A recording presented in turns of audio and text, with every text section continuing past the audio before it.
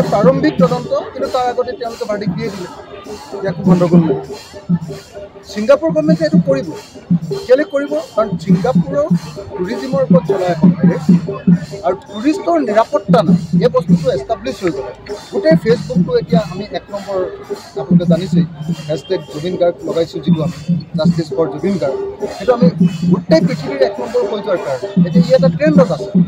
ট্ৰেণ্ডত থকাৰ সময়খিনিত যদি কেনেবাকৈ ছিংগাপুৰে এই মুহূৰ্তত তেওঁলোকৰ দুখ স্বীকাৰ কৰি দিয়ে, তেওঁলোকৰ তাত এনেকুৱা ধৰণৰ মৃত্যুদণ্ডৰ কি কয়, এনেকুৱা ধৰণৰ হত্যাকাণ্ড বা এনেকুৱা ধৰণৰ মানে নেগলিজেঞ্চৰ ঘটনা ঘটিছে বুলি ওলায়, তেতিয়াহ'লে টুৰিজিম তেওঁলোকৰ বেয়া হ'ব। সেইকাৰণে মই ভাবোঁ যে ছিংগাপুৰে এনেকৈ গা এৰা দিয়াটো এইটো ঠিকেই কৰিবই, মানে তেওঁলোকে কৰিব বুলি মোৰ বিশ্বাস হয়।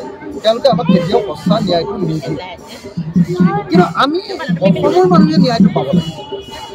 সেইকাৰণে আপোনালোকে চাব দেই, তদন্তটো কৰিবলৈ প্ৰথম বিদেশত তদন্ত কৰিবলৈ হ'লে চেণ্ট্ৰেল গভৰ্ণমেণ্টৰ পৰা পাৰ্মিশ্যন ল'বৰ কাৰণে BNSSৰ 208ত প্ৰথমতে চেণ্ট্ৰেল গভৰ্ণমেণ্টৰ প্ৰিভিয়াছ চেংচন ল'ব লাগে। এতিয়ালৈকে সেইটো গভৰ্ণমেণ্টে কৰা নাই। 2 নম্বৰ কি কৰিব লাগে যে বিদেশত যদি কিবা এটা তদন্ত কৰিবলৈ যায়, তাৰ কাৰণে যিখন ৰিকুৱেষ্ট লেটাৰ পঠায়, ৰিকুৱেষ্ট লেটাৰখন ছেকশ্যন 112ৰ অধীনত পঠিয়াব লাগে কোৰ্টে।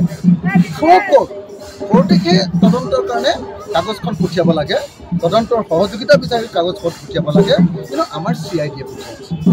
পৰৱৰ্তী সময়ত এখন CID পঠোৱা কাগজখন আচলতে কোৰ্টত কাৰ্য নহ'ব, এখন নিজে নিজে নাইকিয়া হ'ব। কৈছে যে এইটো ইলিগেলি এইটো হেৰি কৰিছে বুলি ধৰিব। সেইকাৰণে কোৰ্টৰ পৰা অৰ্ডাৰ পঠিয়াব লাগে, কিন্তু এতিয়ালৈকে কৰা নাই। আপোনালোকে নিজে দেখিছে কোৰ্টৰ অৰ্ডাৰ পোৱা নাই।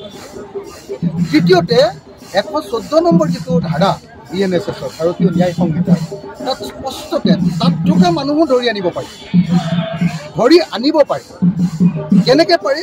যে আমাৰ ভাৰতীয় ন্যায় সংহিতাৰ 114 নম্বৰ ধাৰা অনুসৰি কোৰ্টৰ জৰিয়তে সেইটো যাব লাগে, সেইটো কৰা নাই। গতিকে অসমৰ মানুহে বুজি উঠিছে যে হিমন্ত বিশ্ব শৰ্মা চৰকাৰখনে আমাৰ জুবিনদাৰ প্ৰকৃত ন্যায় দিব খোজা নাই, আৰু সেইকাৰণে অসমৰ মানুহ অসন্তুষ্ট, অসমৰ মানুহে ভয় খাই আছে, অসমৰ মানুহে জুবিনদাৰ ন্যায় নাপাম বুলি বুজি উঠিছে, আৰু সেইকাৰণে অসমৰ মানুহে প্ৰতিবাদ আৰম্ভ কৰিছে। কালিৰ আপোনালোকে দেখিছে যে আমি শিৱসাগৰত বহুত ডাঙৰ প্ৰতিবাদ আৰম্ভ কৰিছোঁ। শিৱসাগৰত কালি গোটেই শিল্পীসকল গোট খাইছে, এইটো অকল গানৰ অনুষ্ঠান নহয়, তাত ন্যায় সমাৱেশ পাতিছোঁ। হাজাৰ হাজাৰ মানুহে হয় তোমালোকে ন্যায় দিয়া চৰকাৰ, নহ'লে তোমালোকৰ চৰকাৰ উফৰাই দি শ্লোগান দিছে।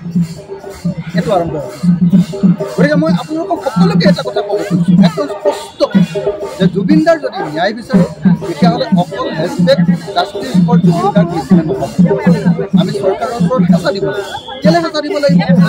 কাৰণ প্ৰথম কথা যে চৰকাৰে যাৰ বিৰুদ্ধে তদন্ত কৰিছে তাৰ এজন ডাইৰেক্টলি বিজেপিৰ আপোনাৰ কালচাৰেল ছেক্ৰেটাৰী, কালচাৰেল কনভেনৰ কি সিদ্ধাৰ্থ শৰ্মা। তাৰপাছত শ্যামকানু মহন্ত বোলা মানুহজন বেলেগ কথা বাদেই দিলোঁ, মুখ্যমন্ত্ৰীৰ লগত কিমান ফটো আছে, পইচা কেনেকৈ মুখ্যমন্ত্ৰীয়ে দিয়ে প্ৰগ্ৰেম পাতিবৰ কাৰণে, বিজেপি চৰকাৰে কেনেকৈ দিয়ে, সেইবিলাক বাদেই দিলোঁ।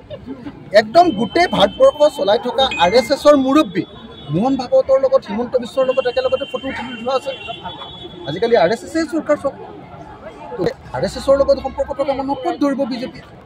গতিকে এই কথাৰ পৰা অসমৰ মানুহে বুজি উঠিছে যে হিমন্ত বিশ্ব শৰ্মাই চেল বেলাই থকা, 2 নম্বৰী কথা কোৱা, আৰু যোনে আন্দোলন কৰিছে ন্যায় বিচাৰিছে তাক পিটিছে, আৰু যি অপৰাধ কৰিছে তাক একদম ৰাজ আৰাম দিছে। মই নিজে শুনিলোঁ, মই নিজে গোটেই জীৱন জেলত আছোঁ, কোনোদিন জেলত মই কম্বলৰ বাহিৰে ক'তো শুবলৈ পোৱা নাই। এতিয়া মুখ্যমন্ত্ৰীয়ে ডাইৰেক্টলি কৈছে যে আমি মেট্ৰেছ দিছোঁ। তেওঁলোকক মেট্ৰেছ দিব পাৰে নেকি কওক জেলত? আন কোন জেলত মেট্ৰেছ আছে?